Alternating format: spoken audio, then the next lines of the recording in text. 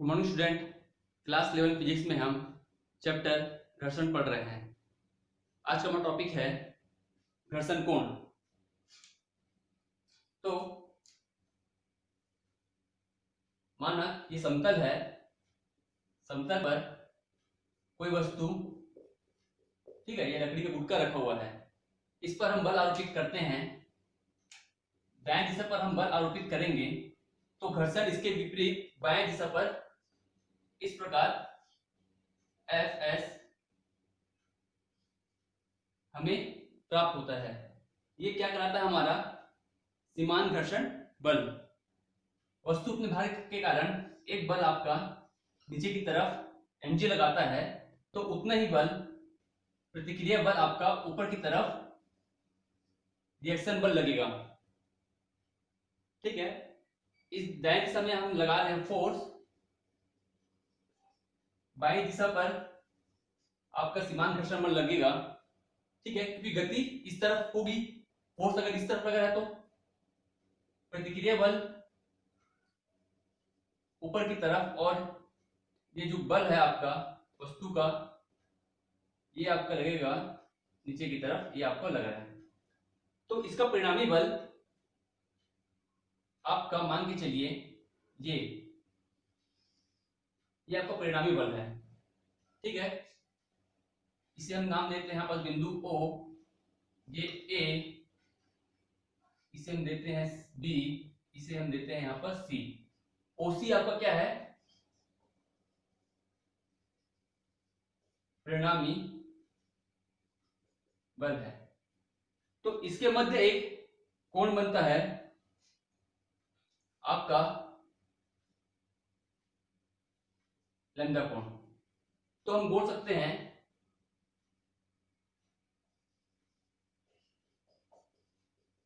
घर्षण कोण को हम क्या बोल सकते हैं? सीमांत घर्षण बल,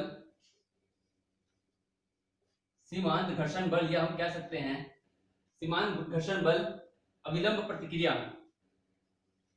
ठीक है, के परिणामी। इसका परिणामी क्या है? OC के मध्य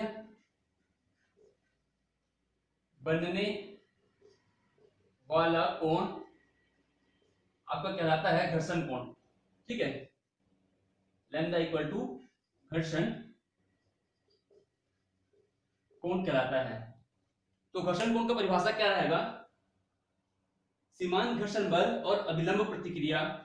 R क्या है आपका? अभिलंब प्रतिक्रिया है। R है आपका अभिलंब प्रतिक्रिया। ठीक है, ये है आपका सीमांत घर्षण बल। ठीक है, आपका गुरुत्वीय बल है। तो सीमांत घर्षण बल अभिलंब प्रतिक्रिया के परिणामी के मध्य जो कोण बनता है उसे हम कहते हैं घर्षण कोण कहते हैं। बल आपका दाईं तरफ लग रहा है, आपका ये जो अभिलंब प्रतिक्रिया बल ऊपर की तरफ लगता है, और ये उतने नीचे, ये बल आपका बल लगता है आपका नीचे की तरफ लगता है। तो हम इसे लिख सकते हैं tan लैम्डा इक्वल टू, हम क्या लिखेंगे?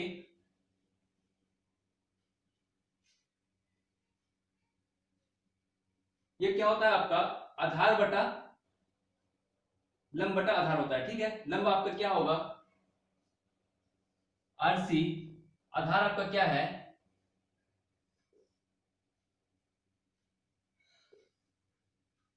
OR। यह OR है, लिखे हम क्या लिखेंगे इसे?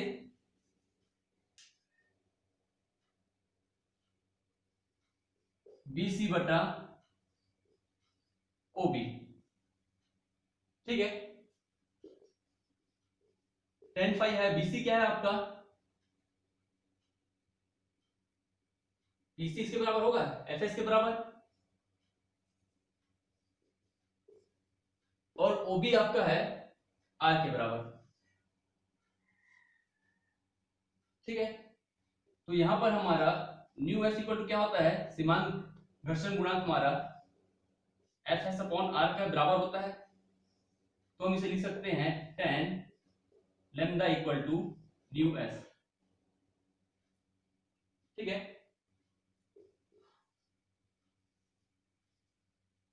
तो हम बोल सकते हैं घर्षण कोण की स्पर्शज्या जो है वो आपका सीमांत घर्षण गुणांक के बराबर होता है।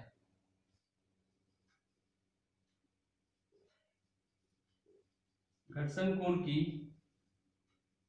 स्पर्शज्या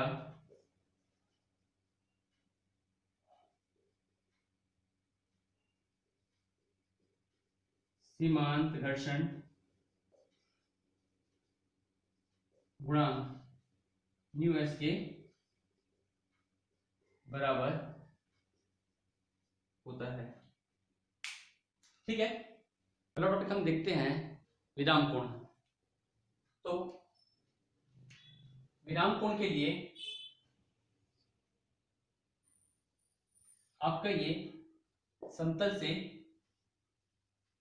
थीटा एंगल पर कोई आपका नत समतल है, ठीक है, एक स्लोप है, इस पर आपका कोई वस्तु रखा गया है। तो वस्तु का भार के कारण नीचे की ओर बल कार्य करेगा mg। ओके, जो गुरुत्वीय बल जो है हमेशा कहीं भी रहे, किसी भी शेप में रहे, चाहे ऐसा रहे चाहे कहीं भी रहे, हमेशा ये नीचे कार्य करता है। ठीक है, लंबवत नीचे की तरफ लगता है ये, लेकिन आपका जो प्रतिक्रिया बल है वो आपका ऐसा सीधा ना लग के, इसके सीधा ऐसा विपरीत ना लग करके आपका जो सरफेस है उसके लंबवत, ठीक है, जो भी आपका गुटका है लकड़ी का या जो भी आपका वस्तु है वस्तु के लंबवत लगता है अभिलंब प्रतिक्रिया बल। तो इस डायग्राम के लिए आपका ये वस्तु है, आपका स्लोप है थीटा एंगल से है जमीन से, वस्तु का गुरुत्वीय बल नीचे की तरफ लग रहा है। ओके, आपका रिएक्शन बल लगेगा इसके लंबवत इस तरफ, ये आपका लगा रिएक्शन बल। वस्तु एक ऐसी स्थिति में है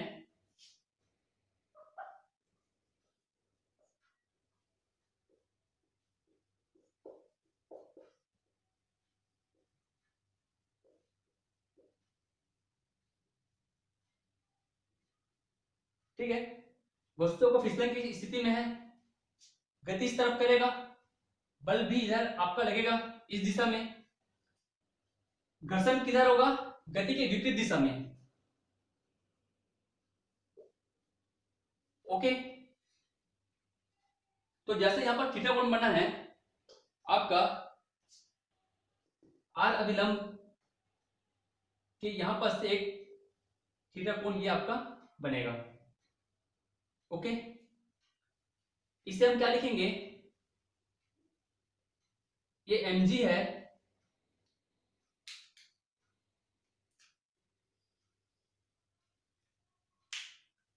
ठीक है, mg जो है आपका गुरुत्वीय बल, इसके इस लंब से, इस लंब को मैंने सीधा पीछे तक की तरफ लाया तो ये थीटा कोण से बन रहा है, तो इसका मान क्या होगा, इसका मान होगा आपका mg cos थीटा।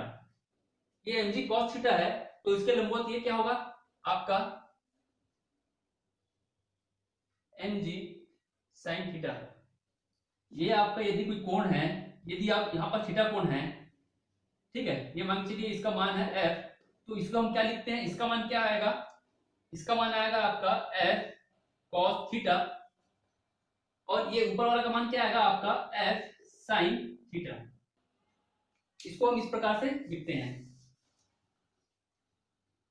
तो देख लेते हैं यहां पर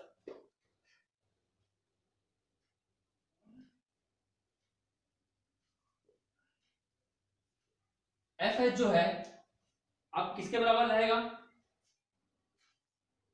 एम जी साइन थीटा के बराबर है, ठीक है।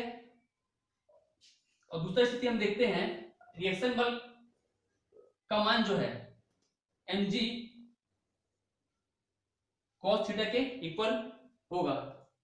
जितना आपका लग रहा है क्रिया बल उतना आपका लग रहा है प्रतिक्रिया बल, जितना आपका क्रिया बल नीचे की तरफ उतना आपका प्रतिक्रिया बल ऊपर की तरफ, ये दोनों आपस में बराबर और परिमाण में बराबर लेकिन विपरीत दिशा में लगेगा। समीकरण 1 इसको देते हैं समीकरण 2। समीकरण 1 एवं 2 से, ठीक है, हम क्या बोल सकते हैं,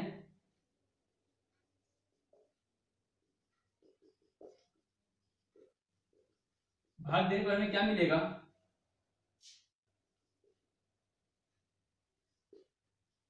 एफ एस अपॉन आर बराबर m g sine theta upon m g cos theta. M g cut जाएगा, ठीक है, क्या आएगा, f s upon r sine theta बटा cos theta f s upon r tan theta, और इसका मान क्या आता है आपका, mu s equal to tan theta. ठीक है, क्या होता है आपका, f s upon r equal to mu s के बराबर इसका वैल्यू होता है। ठीक है, तो हम बोल सकते हैं विराम कोण का स्पर्शज्या आपका घर्षण गुणांक के बराबर होता है। ओके, तो ये आपका विराम कोण, और हमने इससे पहले पढ़ा घर्षण कोण के बारे में।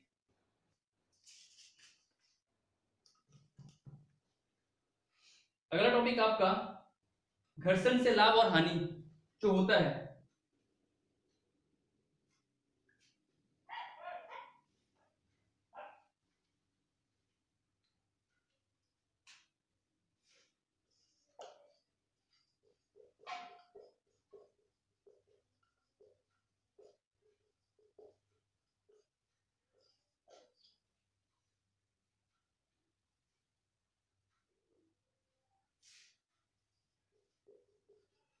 घर्षण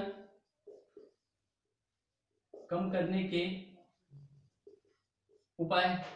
घर्षण कम करने के लिए हम सिंपल सा स्नेहक का यूज करते हैं, लुब्रिकेंट का यूज करते हैं, ठीक है, ऑयल का यूज करते हैं, ग्रीस का यूज करते हैं।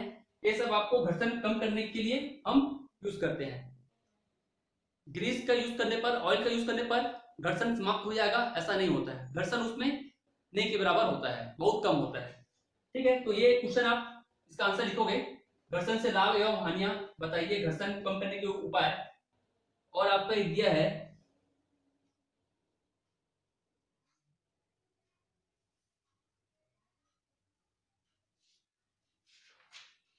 ठीक है, फिलहाल तो ये दो क्वेश्चन ही, और एक है घर्षण को बढ़ाने के उपाय।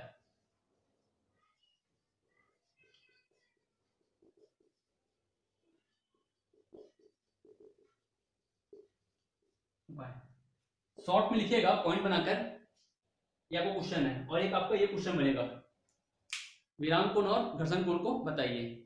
ठीक है, तो आप कॉपी कंप्लीट करेंगे और इसका उत्तर लिखिए।